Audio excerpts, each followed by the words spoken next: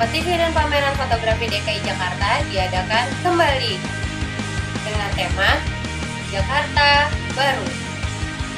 Total hadiah ratusan juta rupiah. Unggah foto-fotomu ke colorofjakarta.jakarta.go.id. Batas waktu pengiriman sampai dengan 31 Mei 2014. Info dan pendaftaran kunjungi www.jakarta.go.id.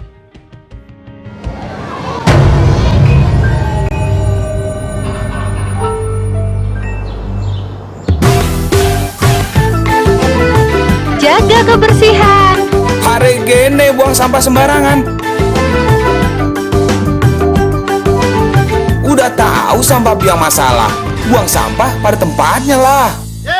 Iya ya, kalau bukan kita siapa lagi? Ayo kita buat Jakarta jadi bersih.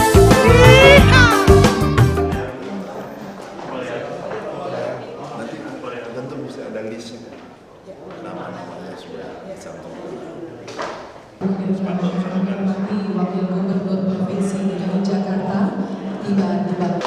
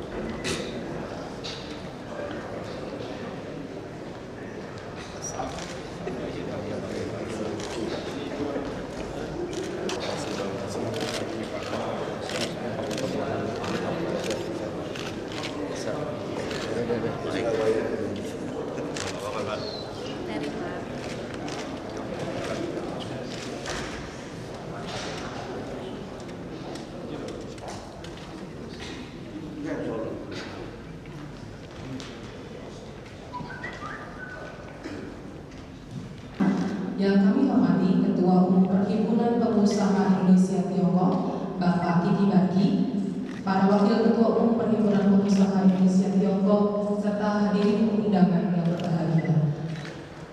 Acara penyerahan 53 truk sampah dan 5 sepeda motor gerobak dari Perhimpunan Pengusaha Indonesia Tiongkok pergi kepada pemerintah Provinsi DKI Jakarta pada hari akan kita awali dulu dengan doa bersama sesuai dengan agama dan kepercayaannya masing-masing. Dan acara selanjutnya yaitu sambutan Ketua Umum Perhimpunan Pengusaha Indonesia Tiongkok (PERPI) kepada yang kami hormati Bapak Wakil Gubernur Pemerintah Provinsi Daerah Kota Jakarta, Bapak Basuki Cahaya,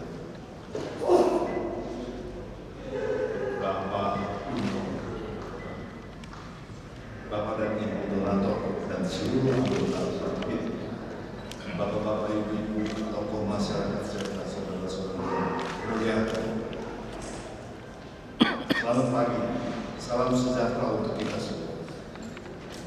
Pada pagi hari yang bahagia ini dan berbagai rahmat Tuhan yang Maha Esa, kami bisa berkumpul di sini dan mewakili para pengusaha Tiongkok serta tokoh-tokoh masyarakat Indonesia ingin memberikan dukungan dan partisipasi kepada pemerintah provinsi daerah khusus ibu kota Jakarta untuk menjadikan kota Jakarta lebih bersih, bebas dari sampah yang bertumpuk dan lebih nyaman.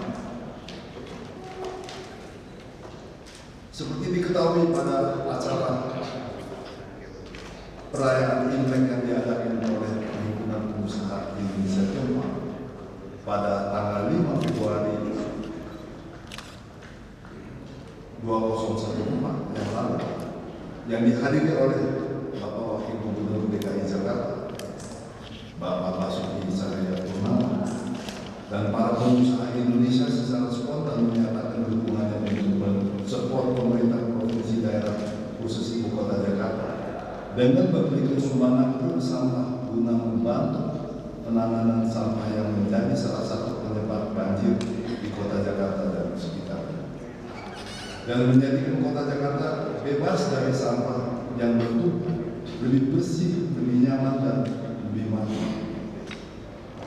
Kami sangat berharap dengan adanya spontanitas ini dapat mendorong para pengusaha-pengusaha lainnya untuk membantu pemerintah Provinsi Daerah Khusus Ibu Kota Jakarta untuk kebutuhan lainnya yang di kemudian hari. Pada pagi ini kami secara resmi menyerahkan bantuan sumbangan kepada pemerintah Provinsi Daerah Khusus Ibu Kota Jakarta melalui Bapak Wakil Gubernur DKI Jakarta berupa 53 unit truk sampah dan 5 unit gerobak motor dengan harapan truk sampah tersebut dapat dimanfaatkan semaksimal mungkin dalam penanganan sampah di Kota Jakarta.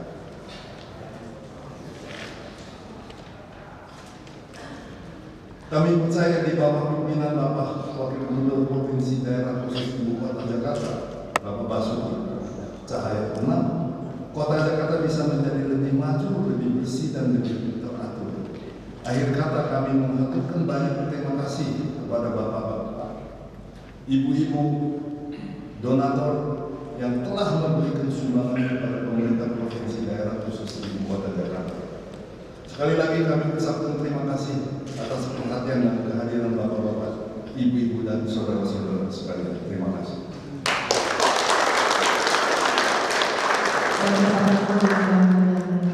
Selanjutnya kita dengarkan bersama sambutan Wakil Gubernur Provinsi DKI Jakarta. Kepada yang terhormat Bapak Basuki Cahayapurnama, kami persilakan.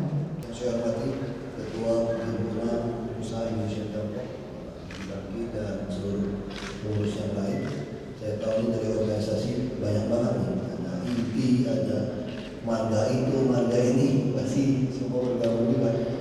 Saya hormati Kepala Badan Pengelola Keuangan Daerah dan jajarannya, juga Kepala Dinas Kebersihan, Dias dan jajarannya, para donatur. Terima kasih banyak. Kami tentu sangat bersyukur atas bantuan ini karena ada masa waktu yang kami tidak bisa membeli dengan cepat. Nah, setelah banyak produk masuk dalam katalog, tahun ini kami akan beli juga dump truck, alat berat, karena dulu sungai-sungai itu ditangani oleh PU. Jadi kita bisa bayangkan DKI satu sampah itu ditangani 3 dinas. Saya bercontoh seperti ini, dinas taman nyapu-nyapu, tukang nyapunya malas dia masuk di dalam got-got itu, pasti kalau di jalan sekalian ya, dia colok itu dalam itu. Jadi sampah kita bayar dia masukin ke sungai. Sampai kita bayar ini masuk ke sungai. Sampai di sungai, ini sampah dikeruk lagi di PU, bukan keruk tangannya, hanya keruk sampahnya. Bayar lagi per ton. Sampah numpuk di sungai, alasannya saya sudah angkut, ini baru datang ini sampahnya. Kita pun tidak tahu bayar ratusan miliar untuk orang buang sampah di sungai, tapi sungai kita selalu penuh sampah. Kita bingung mau berdebat dengan mereka. Wah, saya baru masuk sini, Oktober, kita masuk 2012, kita ketemu Agustus ya, masuk Oktober itu, Oktober. Lalu akhir tahun Desember dia maksa saya tanda tangan untuk setuju 3 years lagi untuk pengelolaan sampah sungai. Saya bilang tidak ada lagi perintah dengan cara demikian. Terus dia bilang kalau begitu nanti semua sungai penuh sampah. Ya nggak apa-apa, aku pikirin dulu. Betul-betul 2 hari kemudian Jakarta Pos Kompas semua sungai yang utama bak sampah, termasuk orang kulit tahu persis pasar ikan itu tumpuk sampah. Nah saya katakan biarkan. Nah, lalu saya dapat pengusaha yang mau menawarkan alat berat amfibi, eskavator amfibi. Boleh tidak alat berat Anda masuk dalam RKPBI katalog? Saya langsung beli. Tapi 3 bulan uji coba dulu. Dia bilang boleh, kalau itu uji coba di sungai ini. Nah sampai hari ini, kalau kita lihat pasar ikan, kali pasar ikan, kulit muslim lewat ya, tidak ada sampah. Dan air sungai pun mengalir. Karena kita keruk sampah, keruk lumpurnya sekalian. Nah lalu target kami, semua sungai kiri kanan ada jalan inspeksi. Kita bisa bayangkan sangat memalukan, Belanda yang menjajah kita saja, semua sungai, 13 utama sungai dan 800 sungai penghubung itu semua ada jalan inspeksi sungai. Tapi di zaman kita ada yang jadi sertifikat, ada yang dilindungi, ya semua jalan sudah tidak ada. Sungainya pun dari 60 meter bisa tinggal 10 meter 15 meter. Semua jadi rumah, ada jadi rumah beton, ada PLN lagi, ada PAM lagi, ada telepon lagi. Ini 30-40 tahun. Nah ini yang kami bersihkan. Kalau Bapak yang tinggal di Sunter, bisa lihat kan Kali Sentiong, kiri kanannya sekarang, yang pasar ikan, kiri kanannya. Nanti di Kebun Siri, kita akan tembus ke Tugu Tani. Ini target kami pun dari Manggarai bisa tembus ke Mandalika Kapuk, lewatin Kali Jogo, Banjir Kanan Barat, itu kiri kanan harus dibuka jalannya. Tapi kami menghadapi semua orang yang pasti marah. Nah, kami juga menyediakan banyak rumah susun. Nah, sekali lagi soal sampah, kami pindahkan mereka. Ya masih berantem terus. Jadi kalau pepatah Tiongkok bilang 1000 teman masih kurang, 1 musuh kebanyakan, saya bilang mohon maaf saya nggak pakai itu pepatah itu. Kalau saya pakai pepatah itu nggak beres Jakarta. Jadi kita lakukan 1000 musuh tiap hari pun saya ladenin. Asal Jakarta. Orang bilang saya arogan. Saya bilang saya bukan arogan. Saya juga nggak mau mati muda. Saya bilang. Saya juga nggak terlalu miskin banget gitu. Ya kalau bos bagus tinggal di Pantai Mutiara mungkin 1.500 meter persegi punya rumah gitu kan. Mana bos bagus ya saya tinggal ya sepertiganya lah gitu, tapi kompleknya sama kira-kira gitu. Ya buat apa kita mati muda gitu? Tapi gak ada pilihan di Jakarta. Jakarta ini hanya pilihannya apa? Semua masalah kami tahu persis, solusi kami tahu persis. Pejabat di DKI hanya butuh 3. Satu, jangan terima suap supaya kita tidak jadi susah. Yang kedua, taat aturan, bukan konsisten. Jadi orang tidak mau pilih saya pun saya tidak peduli lagi. Yang penting saya taat aturan. Yang ketiga, tidak takut mati. Karena kita berhadapan dengan semua pasti kepentingan. Ini satu hal yang repot. Sama saya itu baru tahu. Dulu Tanah Abang yang paling parah kita sikap, itu paling bahaya. Masalahnya saya tidak tahu itu bahaya, jadi saya lakuin aja. Kemarin saya dulu dengar dari teman saya, kamu tahu nggak di Sporting Stadium itu yang paling hebat, paling bahaya di Jakarta. Kamu berani tutup, saya juga nggak tahu itu paling bahaya. Saya hanya membuat surat edaran kalau 2 kali ketemu narkoba, Anda tahu pemakai narkoba, Anda bilang kalau tidak pakai sepi. Kalau 2 kali narkoba, saya akan tutup. Sekali kena, terus sekali oke, saya kasih. 2 kali saya akan tutup. Lalu ribut. Sekarang bilang ada 300 pegawai mau tidak kerja. Saya bilang narkoba mungkin memelihara 3 juta orang di Jakarta bisa-bisa. Masa demi 3 juta orang hidup saya harus izinkan narkoba dijual bebas? Tidak bisa. 300 itu resiko Anda. Anda sudah tahu bahwa ini tidak boleh. Saya bilang bapak kandung saya saja. Kalau saya sudah peringatin dia tidak boleh, kamu lakukan, saya terpaksa bohong. Saya tidak ada pilihan. Karena saya disumpah di jabatan saya. Kalau Anda merasa saya anak Anda, ya Anda jangan lakukan untuk saya. Kan Anda sudah tahu ini tidak boleh, Anda masih ngotot. Jadi kita harapkan hantam yang besar, pengusaha hiburan yang lain yang kecil ini pasti jadi lebih ramai, katanya besar marah-marah, nih kok dia dibiarkan. Nah, kita bisa sikap. Nah sama seperti dulu judi. Satu perusahaan ditutup dari Pak Sutanto, Jenderal Polisi Sutanto, tutup 2-3 tahun nggak dibuka, yang gede protes ini. Kok yang kecil-kecil boleh? Nah ya semua sikat seluruh Indonesia. Saya kira ini untuk menangani narkoba, tapi ini memang mafia. Duit triliunan bisa masalah saya. Ya sudah lah. Saya bilang sama anak-anak saya, kalau cuma mati terbunuh tidak apa-apa, asal kalian jangan terjebak pakai narkoba. Kalau mafia mau bunuh kita, tidak apa-apa saya bilang. Tapi yang paling menyedihkan kalau kalian dijebak untuk pakai narkoba, Bapak akan susah. Saya bilang pesan anak saya seperti itu. Kalau mati terbunuh tidak apa-apa. Kalau takdir mati mau bilang pasti mati juga kan. Nah sama kami membuat satu sistem kepada Bumias ya. Nanti Bapak Ibu bisa masuk ke Jakarta Go ID, Jakarta.go.id. Itu nanti udah siap belum? Saya minta saya ngomong dulu. Jakarta Road ini, nanti Bapak klik jalan semua. Kami ada kira-kira 10.721 pegawai lepas untuk nyapu Jakarta di luar dinas taman yang saya kumpulkan. Ya ada sopir dan macam-macam ya. Tapi di situ bisa diklik, nanti Bapak Ibu bisa tahu di jalan ini yang bertanggung jawab utamanya siapa. Ya nanti Pak Lurah, Pak Camat bisa tahu persis kalau ini tidak bersih, ini siapa. Jadi saya ubah, ini yang terjadi kekacauan kemarin. Dulu pakai ton, kita bingung ini tonnya apa, kok pakai ton. Sampah manapun dia datang, bayangin berapa ton pun yang dia buang, kami bayar lagi ya.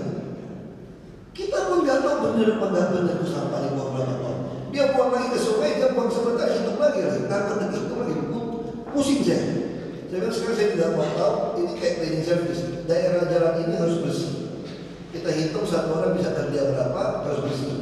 Kita gaji dia UMP, kurang alat berat, kurang truk. Wah kurang truk kemarin, kacau malu semua, karena swastanya langsung narik, tidak jelas semua. Jadi saya ngomong, terima kasih Bapak Ibu langsung respon.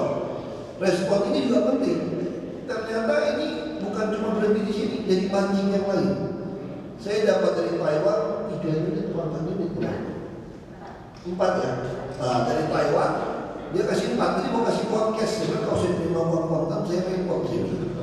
Kasih barang aja, dia kasih 4. Terus truknya juga cukup lumayan ya selamanya.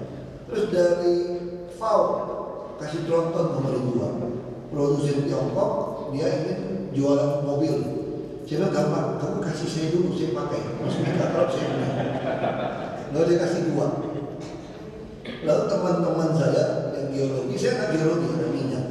Dia bilang, ini perusahaan minyak teman-teman ini mau nyumbang. Kemarin kumpul 13. Nah, Bank Mandiri juga mau nyumbang 3 juta juga. Jadi ini terus pada mau nyumbang, nah sekarang dipiara dengan baik. Kami yakin sistem dengan baik. Maksudnya yang sungai, yang laut kita kerjakan. Nah, PU sekarang tidak boleh lagi masuk ke dalam bidang buang sampah. Dan taman saya bedakan. Nah, saya tidak mau ada buang mana terserah, yang penting bersih. Nanti ke depan, saya lagi siapkan pedagang kaki lima. Kalau mau jualan di Jakarta, ada 10 sampah. Kalau pedagang kaki lima tak mau sampai sekitar, saya penjarakan dia. Dia bilang kejam, bukan kejam. Saya bilang, karena kalian juga tidak keterlaluan. Dikasih hati, apa kasih kaki, mau paha, hati dalam orang, mau jantung dia. Jadi kita mesti ada aturan. Saya yakin Jakarta kalau mau hidup nyaman, kita harus tertib. Kalau tertib, ya taat aturan penegakan hukum, tidak ada pilihan. Nah, saya kira itu dari saya. Sekali lagi terima kasih banyak. Bukan hanya 53 begitu banyak, tidak ada motor 5 begitu banyak. Ini mancing yang lain itu. Nah, dan saya juga minta Bapak Ibu bantu awasi. Jadi tidak kelurahan seperti apa. Nanti mungkin tidak bersih harus membuat laporan berkala. Yang penting servisnya semua harus ke ATPN. Tidak gunakan e-katalog, tidak boleh tender servis. Kalau servisnya di tender, perusahaan tambah-tambah, kacau malah barang rusak. Jadi ini semua kendaraan harus servis, kalau Isuzu jadi agen Isuzu. Dan kita bayar yang e-katalog, dan servis itu harus dilakukan. Ya, dan kita juga alat-alat sudah ada tracking semua. Jadi kita sudah ada tracking. Saya bisa tahu alat berat saya itu jam 12 malam solarnya tinggal berapa. Dia kerja di mana, hidupin mesin berapa jam, kerjanya ringan, sedang atau berat, pindah kemana, semua kita ada kontraknya. Jadi semua alat berat yang kami beli itu ada tracking. Saya bisa lihat di iPad. Nanti ke depan kita lagi kerjasama dengan PBB. Nanti Bapak Ibu di Jakarta itu safety pin, jadi launching di India. Kita lagi coba ubah Indonesia, bahasa Indonesia. Nanti Bapak Ibu bisa datang ke sini merasa nggak aman, Bapak Ibu tinggal kirim. Saya merasa was-was di sini. Atau di jalan ini gelap, atau jalannya ada lubang, ada sampah, ada toilet umum yang tidak baik. Bapak tinggal lihat, tinggal kirim saja. Di situ kan keluar tuh satu kayak peniti. Nah, jadi kami bisa lihat, oh daerah sini merah, orang merasa takut. Kami akan kirim petugas ke situ. Kami akan pasang CCTV di titik-titik yang seperti itu. Sehingga Jakarta akan kita awasi dengan baik. Jadi semua diskut, semua seperti itu. Jadi Bapak Ibu juga bisa terlibat untuk mengawasi. Jadi ini yang kita lakukan untuk mengontrol Jakarta. Nah, saya berterima kasih khusus pada yang mulia mantan dubes kita dari Tiongkok. Beliau walaupun PNS ikut nyumbang. Ini luar biasa. Ya, jadi di bakal ini sekali lagi terima kasih. Tinggal saya tunggu Pak Sujono nih, katanya mau sumpah lagi. Karena mau dikasih izin reklamasi pulau, tapi beliau juga, saya juga minta semua yang reklamasi pulau melaksanakan tugas kewajiban mengatasi banjir. Kita harap 2 tahun lagi Bapak Ibu yang ada di Green Garden, yang di Sunter segala macam itu, ya jangan jual itu rumah murah-murah. Dan nggak ada yang mau jual murah, saya tanya-tanya semua. Karena semua orang berkeyakinan 2 tahun ini akan baik. Tapi kalau di jalur hijau taman, tidak kami toleransi. Kalau Bapak Ibu ada yang bermain di properti. Dan untuk meningkatkan KLB KBB, kami pun tidak perlu dibayar lagi. Kalau KLB-nya sekian, ya sekian. Sampai infrastruktur